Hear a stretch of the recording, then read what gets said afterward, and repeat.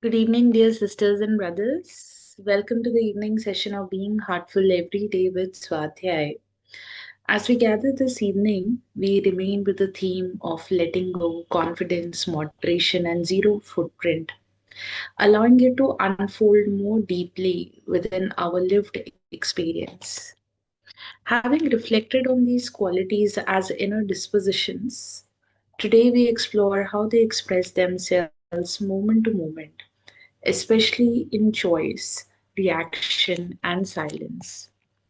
In heartfulness, refinement is often revealed in not what we do, but in what we no longer feel compelled to do. This theme invites us to observe those subtle inner shifts where compulsions gives way to clarity, urgency softens into trust, and effort yields to natural rightness. Letting go at this stage becomes a quiet readiness to meet life without preconditions. We notice how often the mind seeks to arrive with conclusions already formed. When we let go of this habit, listening deepens, both inwardly and outwardly. For an abhyasi, this creates a receptive state in which understanding dawns naturally without struggle or insistence. Confidence then is reflected in our comfort with not knowing immediately. Rather than rushing to resolve uncertainty, we remain present with it. This inner steadiness allows responses to arise from perception rather than reaction. And such confidence is subtle. It does not announce itself, yet it brings clarity to speech, restraint to action, and dignity to silence. Moderation reveals itself more clearly in transitions. We observe how we move between activity and rest, engagement and withdrawal, speech and quiet. When moderation is present, transitions are smooth rather than abrupt. There is no inner jerk or resistance. An Abhyasi begins to live with a sense of proportion, giving what is needed no more and no less. Zero footprint in this context points to the art of completion. Experiences are lived fully and then allowed to conclude. We do not carry conversations, emotions, or judgments forward unnecessarily. Each moment is met freshly, and this capacity to end inwardly is what allows life to remain light and uncluttered. As these qualities mature, awareness becomes more spacious. There is less inner commentary and fewer mental echoes. One begins to notice longer stretches of inner quiet even amidst activity. Life is experienced directly without constant interpretation. For an Abhyasi, this refinement brings a sense of continuity. Action arise, conclude, and dissolve naturally, leaving awareness undisturbed. Dear sisters and brothers, as we proceed further, just a gentle request to share the invitation for these heartfulness master classes and the BHED sessions with your family and with your friends. Introducing them to heartfulness practices can help them experience balance and inner ease. And such sharing is best done softly without expectation. You'll find the additional reading material and videos of Revered Daji on this theme, which are available on the Heartfulness app for all of us. And we will now resume our inspirational reading. And this is from the chapter titled Letting Go. And we are going to resume the reading from page number 68. And the text is not going to be displayed on the screen. Therefore, you can keep your personal copy of the book of Heartfulness Way, Book 2, and you can read along. Isn't such a state worth aspiring to? When we let go, desires loosen their grip on us. Without desires, we don't create sanskars. We only need to undergo the effects of the existing sanskars. most of which are removed through the heartfulness practices. The rest nature helps us, creating circumstances for letting go. As the coverings melt away, we become lighter, experiencing finer and finer states of existence. It is our choice. Let go or hold on tight. What will you choose in any moment? Daji, circling back to thought pollution, you often use the example of walking through a coal mine wearing a clean white shirt. Specks of black coal dust on the shirt are unavoidable. We are affected by the thoughts of others, the thought pollution around us. We absorb people's struggles, daily problems, and worries from the atmosphere. Yes, the most damaging pollution on the earth is the human thought pollution, and it leads to the other forms of pollution. So let's not contribute to it. As Vivekananda said, the environment in which we find ourselves matters a lot. Ask yourself, how can I create zero impressions arising out of my mental and emotional activities? I repeat, ask yourself, how can I create zero impressions arising out of my mental and emotional activities? You have heard of zero carbon footprint, right? Well, this is zero emotional footprint. As an example, why do industrialists pollute water and air? It's a result of their greed. They take the maximum from nature while giving back the minimum. Once they remove the greed from their minds, the pollution will stop because they will only take what is needed and no more. They will be more interested in giving than taking. And eventually, that will lead to maximum output with minimum input. Zero emotional footprint results from the removal of samskars, desires, and wishes. If all of us were to have that pure condition within, the world would change instantly. The mind can bind us and the mind can free us, depending on how we use it. It is our friend when it is well regulated through meditative practices. But when the mind in not in good mood condition, mental and emotional turbulence result. Reflection. This conversation reminds me that there are many moments in each day where groups and individuals demand Daji's time via email, webinar, phone, or in person.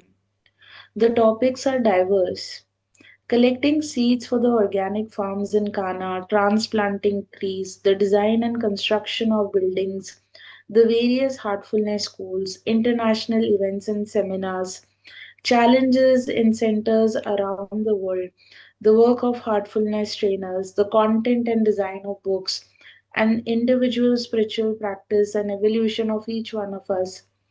We take so much of his time, yet we make up only 5% of his work. How does he manage it? I have learned about time management by observing him. There is poise, no rush. Somehow everything gets done. This is self mastery: mastery of time, mastery of space, mastery of decision making, mastery of so many capacities, which are all byproducts of an awakened potential, and each one is worthy of study. Maximum output with minimum input. Dear sisters and brothers, with this we have completed this chapter reading for today. Let us now move our attention inward for the universal prayer. All brothers and sisters are being filled with love and devotion, and the real faith is growing stronger in them. सभी भाई बहन प्रेम और भक्ति से भर रहे हैं और उनमें सच्ची श्रद्धा दृढ़ होती जा रही है।